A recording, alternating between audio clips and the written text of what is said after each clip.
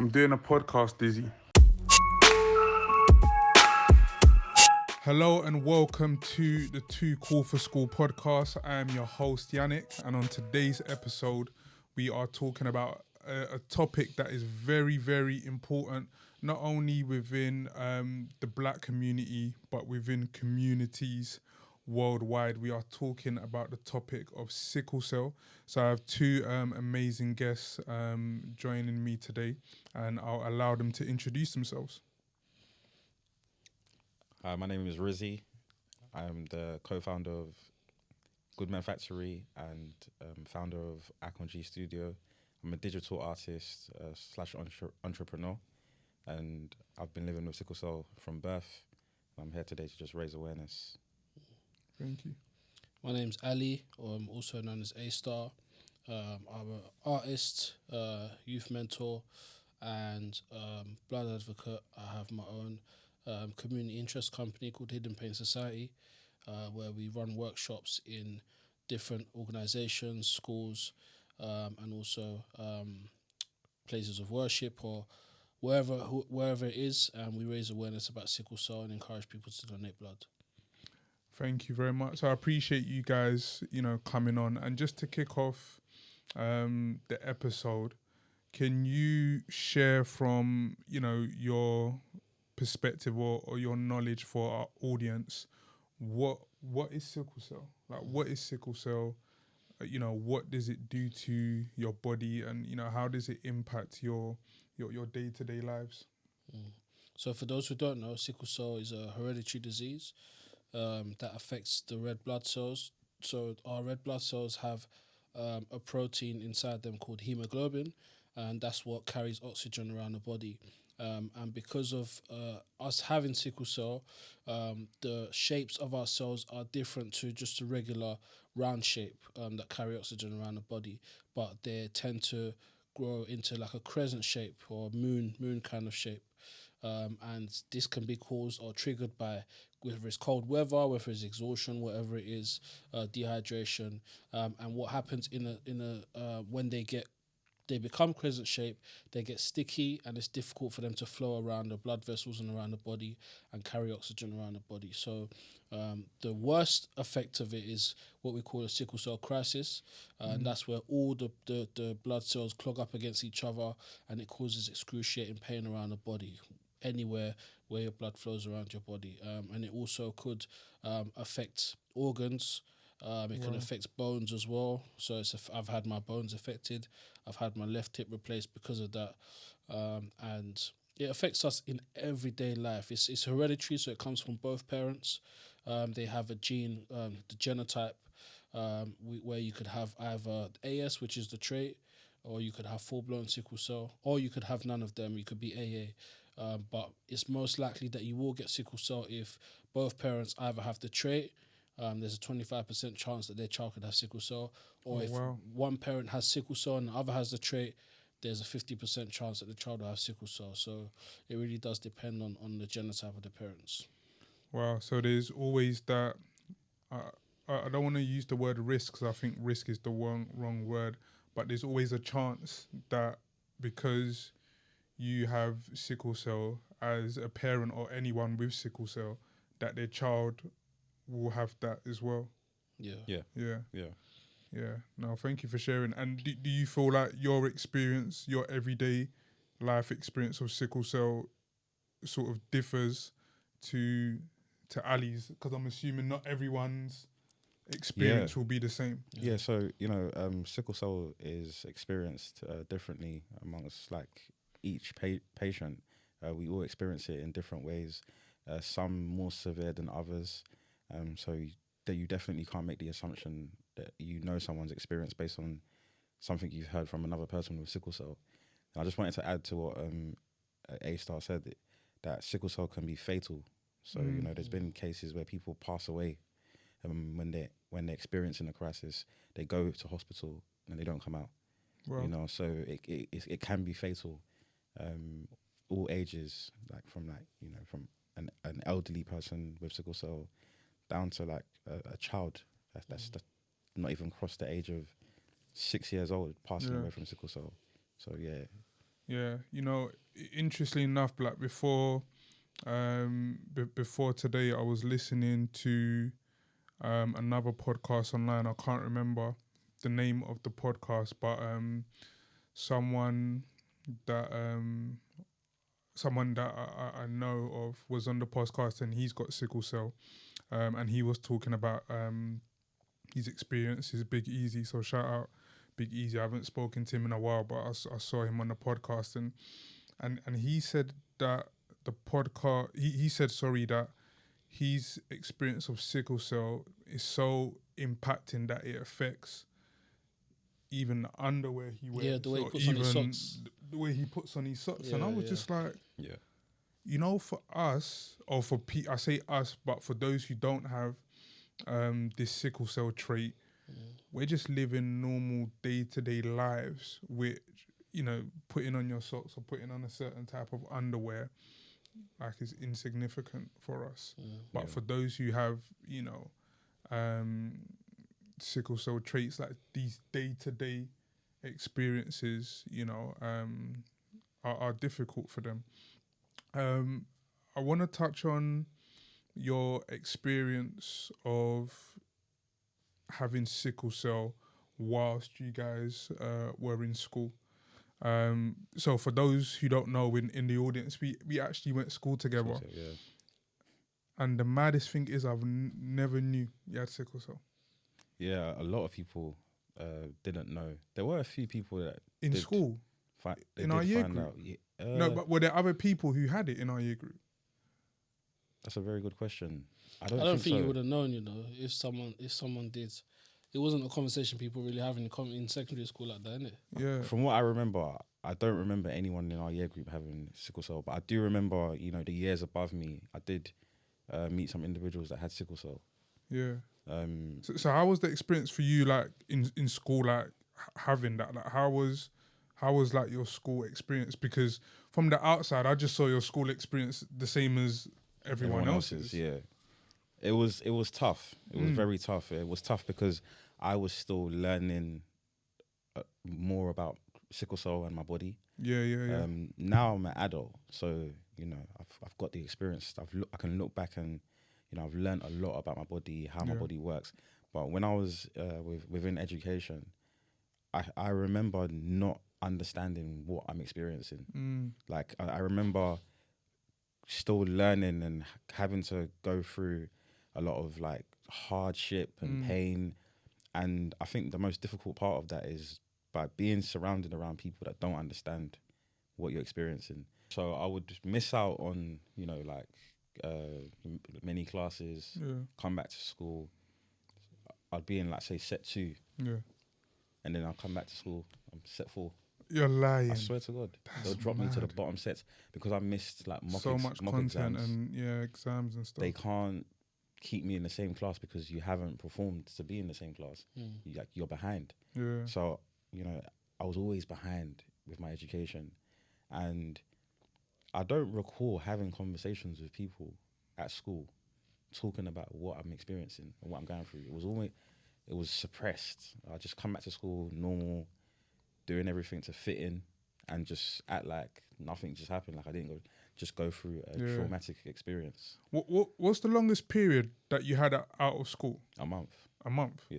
And that, the That's amount you crazy. miss in 1 month in school. 100%. Wow.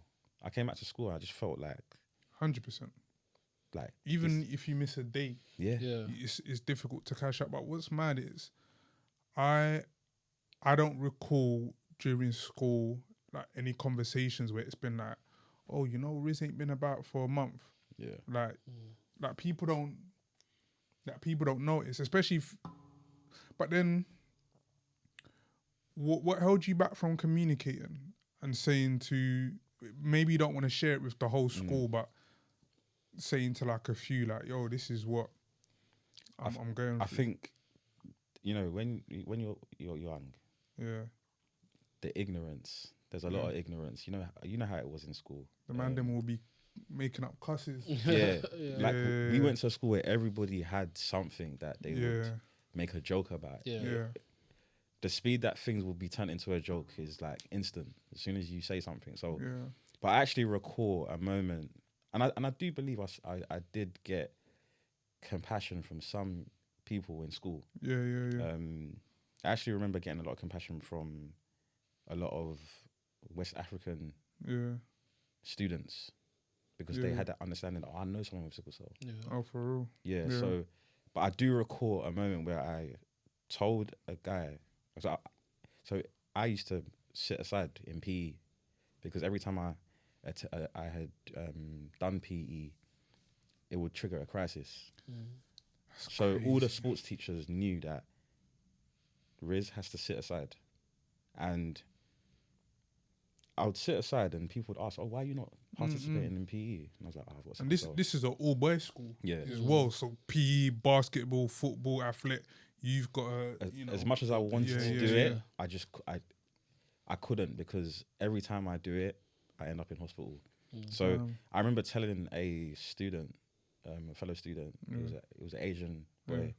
I'm sure his understanding of sickle cell was zero to nothing. Yeah. I remember telling him I have sickle cell, and he moved away from me, Damn. like he didn't want to catch the disease. Damn. And I remember that. I still remember it till this day. And I'm not mad or angry. It's just But what was that feeling like in that moment, I if think you recall? I was extremely shocked at his level of ignorance. To be Yeah. like, you just heard sickle cell disease, and immediately you just Thought moved something's gonna jump out away and from catch me you. physically. Just like, that is like mind blowing. But you know, I'm as an adult now looking back at it, I'm like, it's just a young person's ignorance, man. It's just the lack of understanding what this condition is. Straight away made him believe that, you know, this is something I could catch. Yeah. I've got to protect myself. No, for real. How about you, Ali? How was your experience of sickle cell like during school?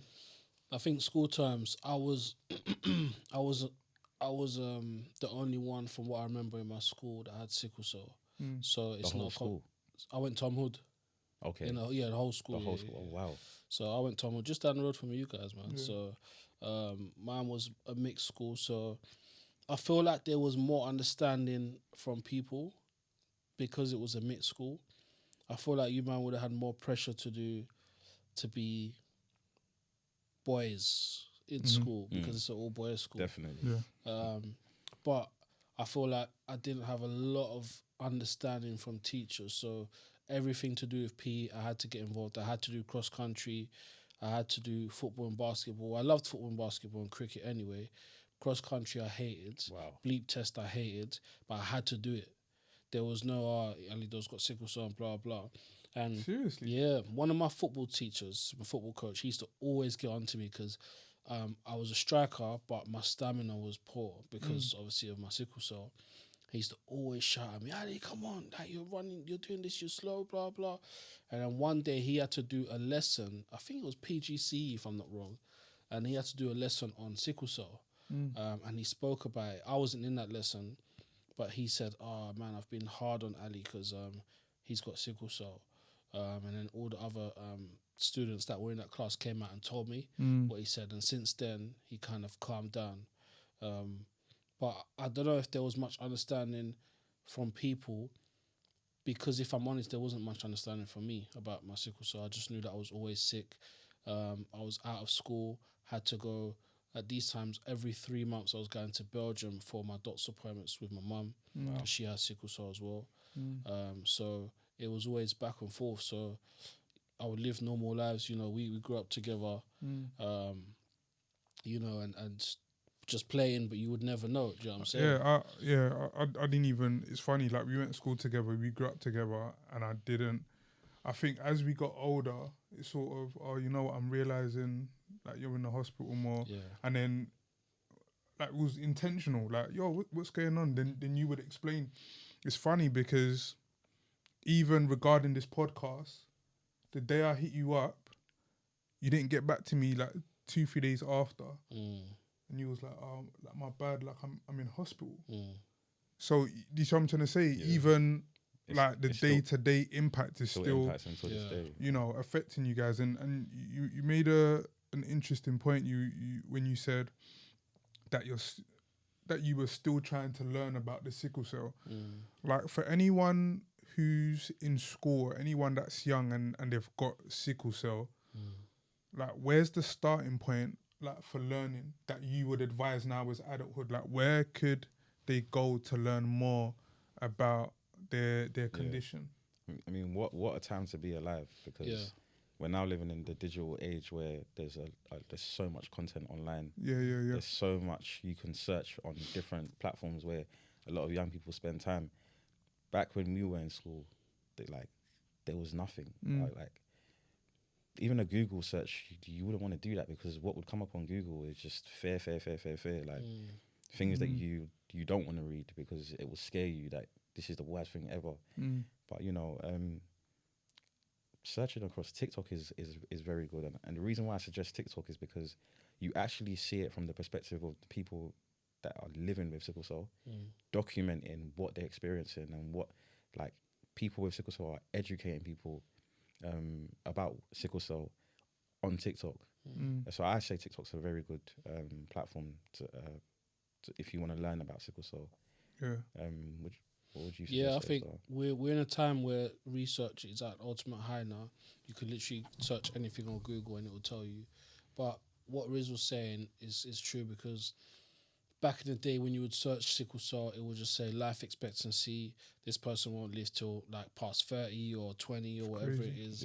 Now the research is different, because back in the day, none of us were sharing our stories, because especially parents were telling us, don't talk about this to anyone, don't tell anyone about your health. There was a real shame culture driving families and all of that stuff out of speaking about realities. But now, especially with us, man, who didn't really know about sickle cell back then, but now we've got social media. So everyone I've met, even Riz and other people who have sickle cell, like hundreds of people, I've met them all through online, and them coming out and telling their stories of having sickle cell, where back in the day that wasn't the case. So all you need to do this day and age, go on TikTok, go on Instagram, go on Google, type sickle cell. You'll see plenty of stories, plenty of accounts, and plenty of information come up about it.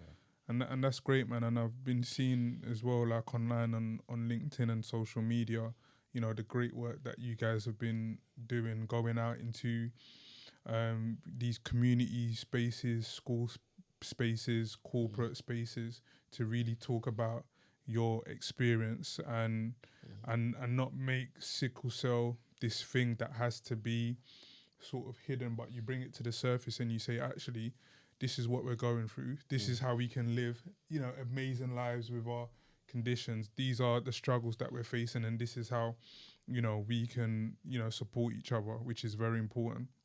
And I just want to go back to something that you were saying about your school teacher and the sort of mindset that they had towards sickle cell.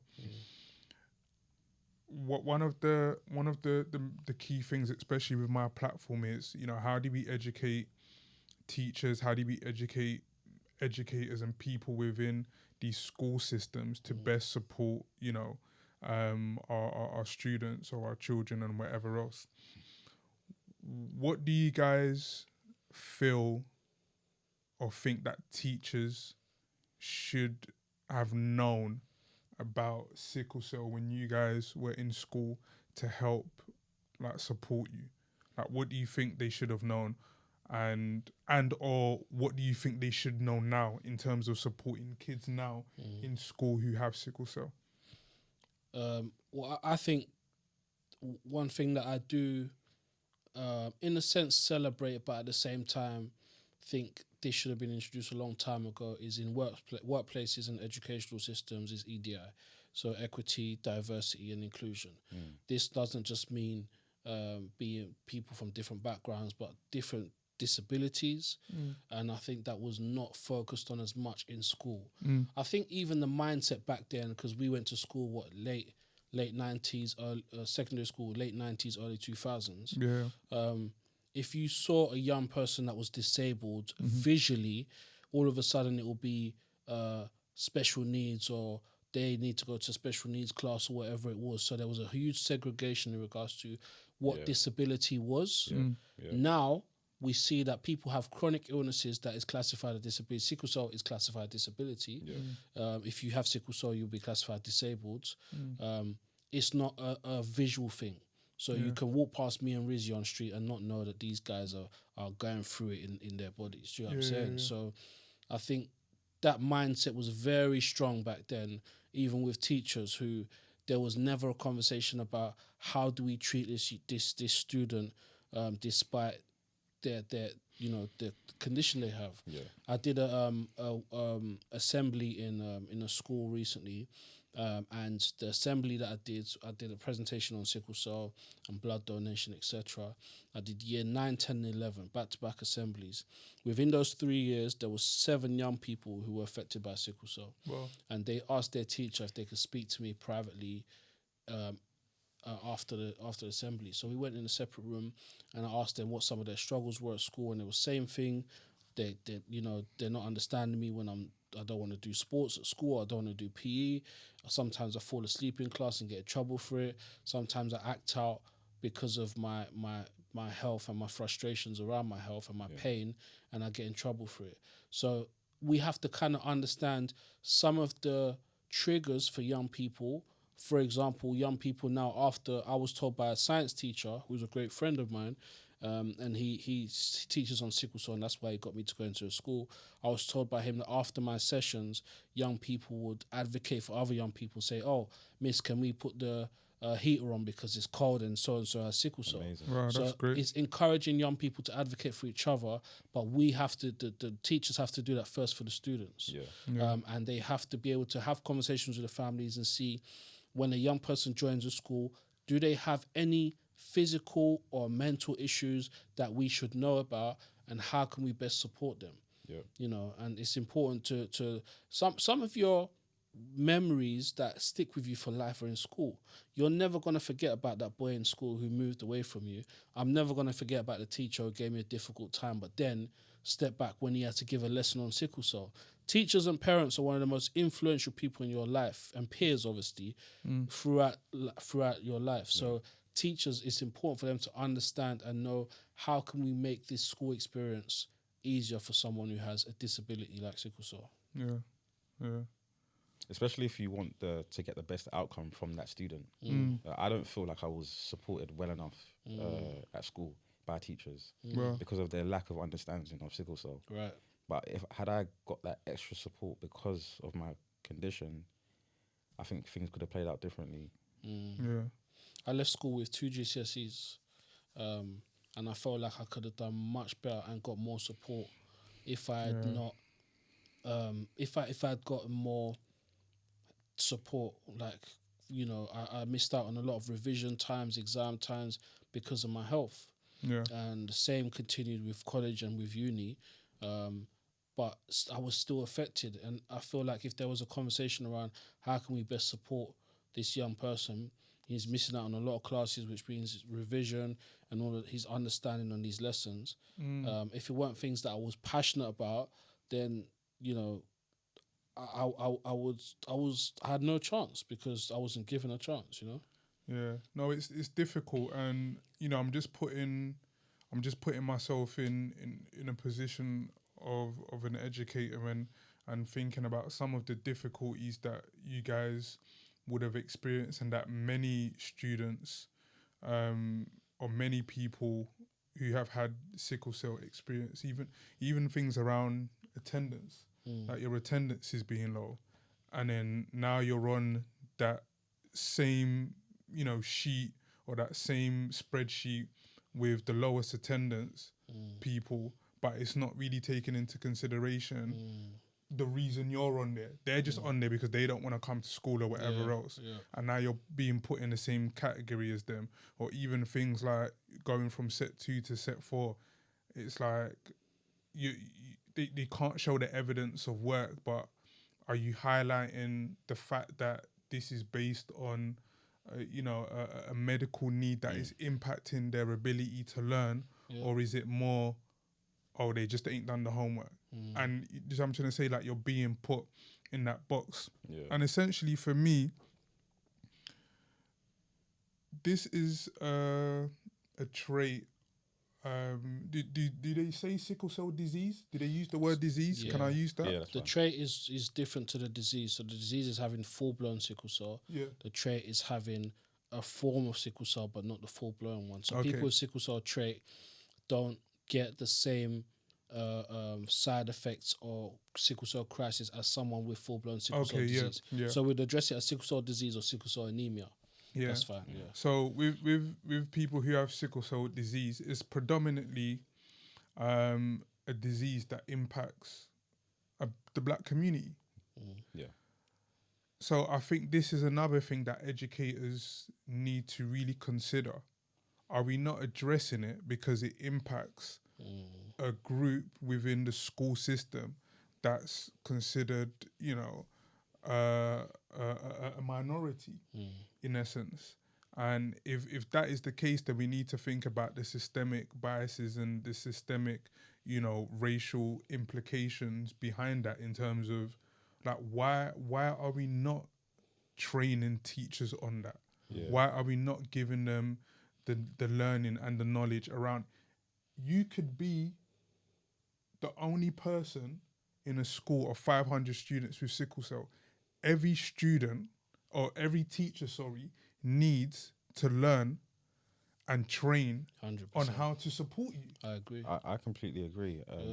You know, I think, and it can also, the argument could be that, only 5 people in the school have it. Why do we need to spend money and resources on educating everybody about sickle cell?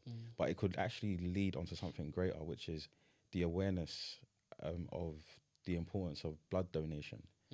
By teaching young people today the importance of blood donation, and that one day you're gonna get to an age where you're gonna be able to donate blood, you're kind of like preparing society to be in a world where we normalize giving blood, which is something that the NHS really need. So the talk, this discussion and the awareness on sickle cell could lead to a wider conversation on people with sickle cell depend on blood donations, and this is one great reason why you should donate blood, or why you will get to an age where you can start donating blood.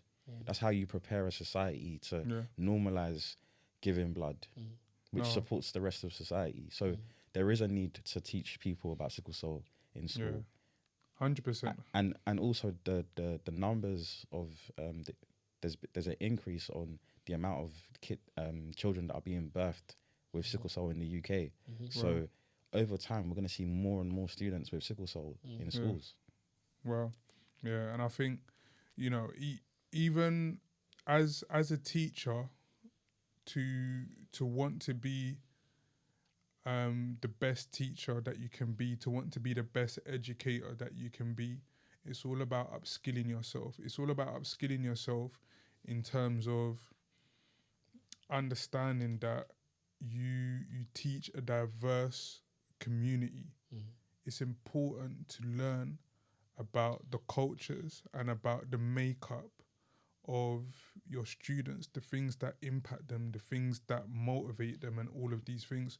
So if learning about sickle cell is going to help that student go from 2 GCSEs to 3 GCSEs, or to go from, I know we're not doing the ABCs anymore. It's all grade 5s and 9s or whatever. If it's going to take them to go from a grade 3 to a grade 4 in English, then we need to be putting, those things in place. So I just wanted to share something very quickly.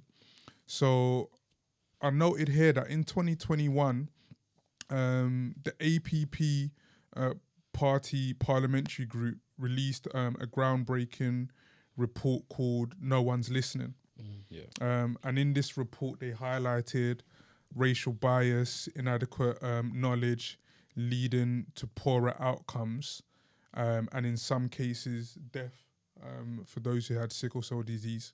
And I wanted to just sort of get an idea of what have been some of the obstacles and challenges you guys have faced when dealing with like the care system? Man, where do we start? I think the No One's Listening report actually came off the back of a young person, Evan Nathan Smith, who was at a hospital, North Middlesex Hospital, and he was not getting the appropriate care from nurses and doctors that he was supposed to get. He ended up calling 999 from his hospital bed because they refused him oxygen. Wow. And oxygen, obviously, because of, you know, what I've explained of sickle cell, that's something that we lack in a time of having a crisis. So we need oxygen. And they refused to give it to him. And he ended up dying in 999 from his hospital bed. And so you can imagine how much, first of all, how much pain he was in, how much oxygen he needed, and how desperate he was, you know, and he ended up losing his life. So we're understanding now that people with sickle cell are being seen as people that, you know, your condition is not an emergency. I've been in the hospital with my wife and my mum there. I'm having a sickle cell crisis in hospital, in A&E. I'm there for an hour plus, and my wife's telling the nurse what's going on, and she said, "Oh well, you know, he's not bleeding, so he's not a priority." You know, so this is some of the frustrations and some of the things that we have against us because our condition is not visible. If I have a sickle cell crisis right now, the only way you will see is through my facial expressions. You won't see any things popping out of my skin, or you won't see any cuts and bruises or whatever it is. But you will see me being in sincere agony. So another thing as well, unfortunately, because of the racial biasness happening and the racial profiling which does happen within the medical system, as a black person, I have to retain and I have to kind of hold back on my actual agony and how much pain I am in because of how I may be seen to nurses and doctors. They see me as a threat before they see me as someone that needs help.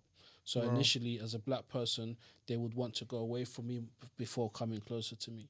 So now I have to hold back how much pain I'm actually in. There's a question that doctors and nurses always ask, or paramedics, is can you, on a scale of 1 to 10, how serious is your pain? For someone who's having a sickle cell crisis, it's on 100, let alone 1 or 10. But I've got to act like it's on a 7 because I don't want to shout and be seen as an aggressive black man, and they don't want to treat me because I need painkillers. I'm in pain.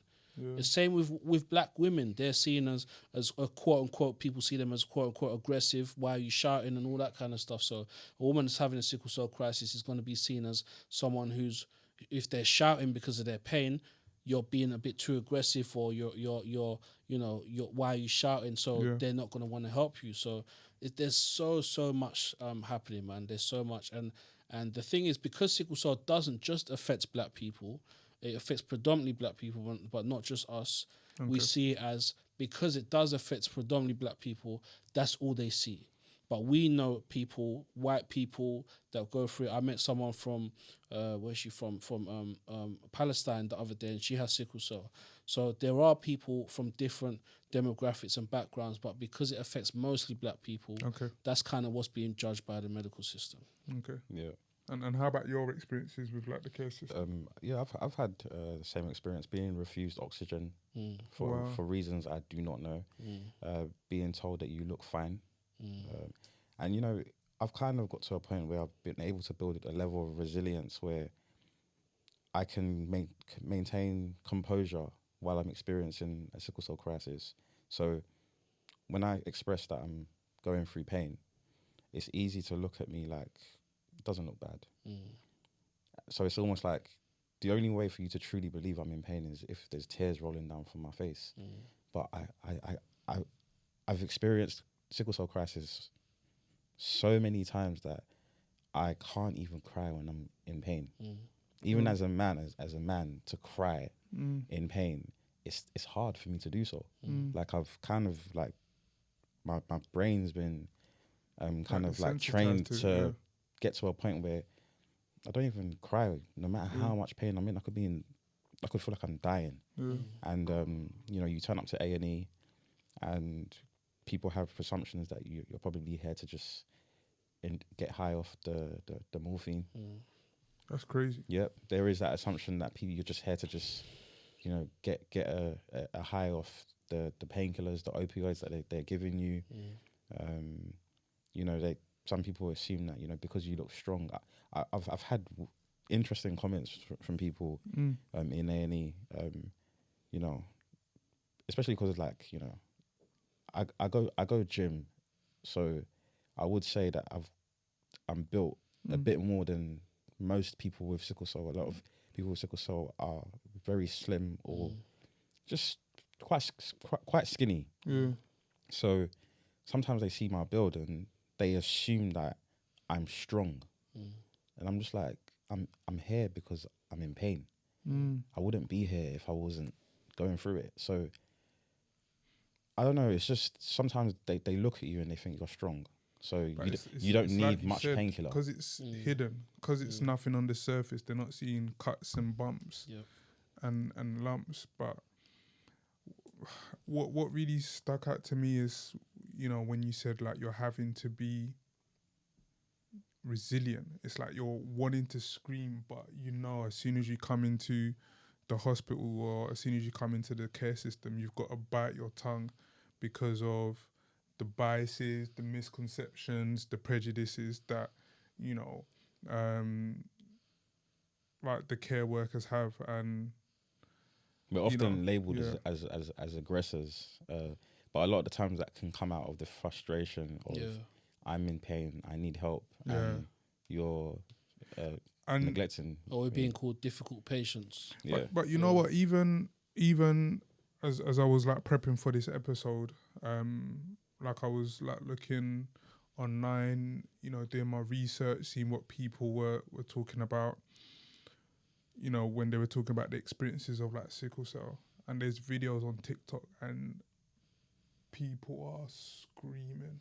Like they're in a excruciating pain. And that's just like you can't, you can see it in their eyes, like they're breaking down, and I'm feeling for them. To imagine that they then have to go to the care system or to go into a hospital and having to dial that down because of how they're going to be seen. It's just, it's a shame and it's unfortunate. And I think as a result of that, how do you guys think sickle cell or having sickle cell or this or having this disease has impacted on your emotional and mental well-being? Well, anyone that goes through any type of physical pain eventually will be affected mentally. This season especially has been difficult for me because especially when it goes into winter season and my bones start aching and it's just cold and I feel like I'm having to push. I think people forget that people that have chronic illness, you're fighting your body every single day. Every day your body's fighting, and you're having to fight your body to kind of get through every day, whether you work a 9 to 5 or you work your own job or you have to get up and, just get on with life in general. You have to fight. So this eventually would affect you emotionally and mentally because no one can fight every day. Imagine being a boxer and literally you have to get up every day, put on your gloves, get in the ring non-stop. Bruv, for every day for 24 hours and then you sleep for 8 hours, get up and then it's the same thing again, you're in the ring. Eventually it's going to mess you up. You're going to get tired. After your first week, you'll be finished. So imagine a whole lifetime of people having to fight every single day. It's tiring. So I have had thoughts where I'm like, I am actually better off not being here. I'm better off if I just die because the pain will stop. But also, sometimes you can get in a mindset of, am I a burden to people around me? Am I a burden to my family? Am I a burden to, my friends? Which is common. It is common because there's the uncertainty of when am I going to have a crisis. I've been on holiday and had a crisis and everything's got to move around now because of me. I've been out with friends or at school or in this or that place and had a crisis. Now everything has to move around because of me. And a lot of times I'm like, man, am I an inconvenience to people around me because of my condition? And a lot of times that will drive you to thoughts that are not good, man. So it does affect my mental health a lot, and hence why I'd always encourage people to go through things like counselling, therapy, things that are available for you Yeah. to kind of walk through this, because we need help, man. We need help mentally as well as we do need physically. Yeah. Yeah. No, yeah, definitely mentally and emotionally. I think it's an everyday thing. And, you know, again, that's another unseen challenge. So even when you talk to people about it, it's like they don't understand. Yeah, a lot of the times it can be very lonely. How I've found power in, you know, getting through my experiences by connecting with other people that are going through the same experience. So, you know, the day that I met A-Star was a life-changing moment for me, because I was in admiration of the way he would use his creativity to advocate for what he's going through. And that inspired me to go on a journey of, you know, using art and poetry to raise awareness about sickle cell and talk about what I'm experiencing. It's almost like an outlet and expression. And, you know, I think one thing that's common amongst a lot of people with sickle cell is there's a lot of creativity within the sickle cell community. So many people use their creativity as an outlet as an escapism from the mental suffering and the physical suffering. And it's really helpful to find an outlet and to connect with people that are going through the same experience as you, because then you feel seen, you feel heard, you realize you're not the only one going through the same experience. It's like, oh, you go through this too. So I thought it was just me, but like we're all going through the similar experience. And then the exchange of information that's shared within the sickle cell community, when you talk about what you're going through and the hardships that the challenges that you're facing, A-Star could just give me a bit of information that could help me. He's managed to master something. You know, like, bro, have you thought of using this balm that you could rub on your joints? Just the exchange of information is beneficial. So, you know, there is hardship in the mental and emotional challenges, but, you know, I've managed to find a way to work through it by connecting with people that are going through the same experience. No, that's important, man. And I think even beyond that, the people who may not have sickle cell, I think what you guys do in the way that you you know, create awareness through your creativity, like the music, through the art as well, is that you're bringing like the wider world into your world. You know, come and see how things, you know, are for me, because I'm sitting here and I'm feeling emotional because I know you both. You know what I'm trying to say? I know you both. Like, from young, we'll talk, but we'll never talk about that. Or I'll come, you know, picking up, you know, products from you, but it's never been like, how's the sickle, like, how's it been treating you?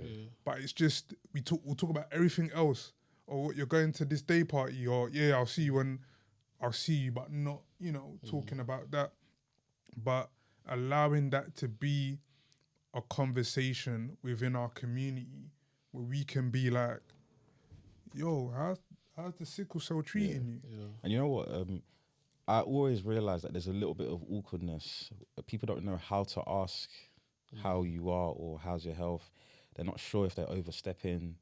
So I understand, you know, how do you approach it? And I think it's for us that experience in sickle cell to educate people on making people feel a little bit more comfortable and in understanding our experience.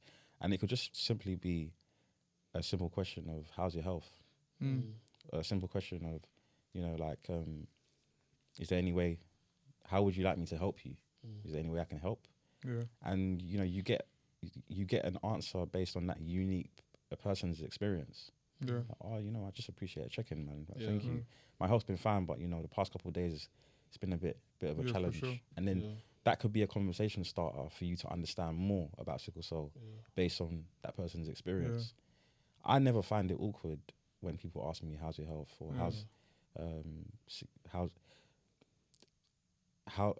how sickle cell? I mean, that doesn't even make sense. Like, how sickle cell? Yeah. But I know what you mean. how's your health? Like, How's your health? how's your Yeah. body? How how's your body been feeling? Yeah. You know, how's your mental?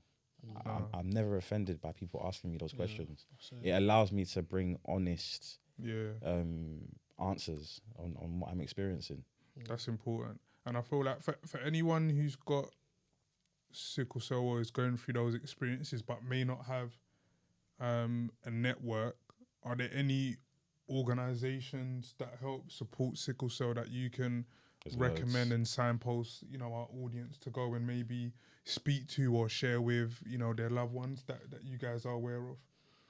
Yeah. I think when it comes to young people who have sickle cell, there are places where you can get mentoring. So I know Sickle Cell Society, they provide mentoring for young people who have sickle cell, and also they have yearly. They have residentials where you can go with your family and meet other young people who have sickle cell. So from ages, if I'm not wrong, 6 or 8 to like 18, and they are good with doing things like that. But there's also places that are more have their ear to the ground kind of places. So a lot of, again, creative places. You know, sickle cell in me. Sickle Cell Unite, Hidden Pain Society, which is what I do. Sickle Cell Unite does a lot of online, day-to-day things of sickle cell, how to deal with it on a day-to-day basis. I do more workshops, talking to people about what it's about. And Akanji as well, studios, they do more of a creative side of through poetry and art of what it means to deal with sickle cell. But also just people being able to find places like pages like our pages to be able to relate is more important, and because we're able to say, you know what, you're not alone going through this, you know, and you're able to get help through maybe your local doctor or hospital hematology team. A lot of us have had conversations through that, because I used to be in another hospital, and that hospital was just getting more worse when it comes to the treatment. And then I got told, go to this hospital, which is much better, and that's where I get my treatment now. So just connecting with people with sickle cell is very important. Yeah. Most definitely. There's also like organisations outside of London, like Sienna's Smile. Yeah. Sienna's Smile Charity are a sickle cell organisation that do workshops for young kids, and they do amazing work. They go into corporate spaces and go into places where, like, you know, there's like young kids, and you know, educate them about sickle cell, help them understand sickle cell better and how to look after themselves. They have fun days for kids as well. I'm just going to talk a little bit about Akanji Studio. So I put on art and poetry exhibitions, and it's almost like a creative, fun way to gather people to learn about sickle cell in a less boring, clinical, sciencey way. You can literally walk away from the artwork and the poetry understanding a lived experience of somebody or people that have sickle cell. So, you know, there's a lot of education out there. There's also sickle cell education on Instagram. They do like workshops where, you know, you can look into the microscope and see what a sickle cell blood cell actually looks like. So there's so many amazing organizations doing amazing work. Searching the hashtag sickle cell on LinkedIn, Instagram, TikTok, Twitter, it will just connect you with a whole load of organizations that are doing amazing work across the globe, even over in the States. There's so many organizations over there doing amazing work. So yeah, there's a lot of people behind the scenes just making things happen to raise awareness on sickle cell. That's amazing. That's amazing. And I know, A-Star, you're a man of faith as well. You're a man of faith Christian, as well. Yeah. How has sickle cell impacted your faith? Because I know with what you guys experience, it's easy to just be in that state where you're saying, you know what, God, why me? Why? Yeah. Or am I being punished? Yeah. Like how? Sorry. How do you keep that faith? How do you keep going and persevering? Good question.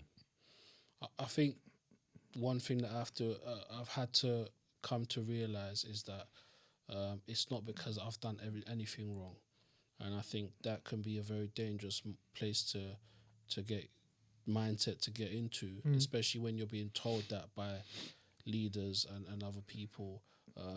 Being in spaces where you're being told, oh, what have you done? What did you do? That's why you're in hospital, blah blah. And that's an awful mindset and thing to tell people, especially in faith places. And I've had to come to realize that God allows all of us who are believers in Him to go through some type of suffering. And sickle cell may be the way I go through suffering. I truly do believe that God does heal, but I also believe that the Bible talks about those who are with the Lord after this life, in paradise, in heaven, in the New Jerusalem. There'll be no more pain, there'll be no more tears, no more suffering, no more crying, and I truly believe that I will be stripped from this pain one day, because as I'm speaking to you right now, this is my body form that's here. But when I leave one day, my body's going to rot away, but my spirit still lives on. And in that spirit place, when I'm off to be with the Lord, I will be free from this pain.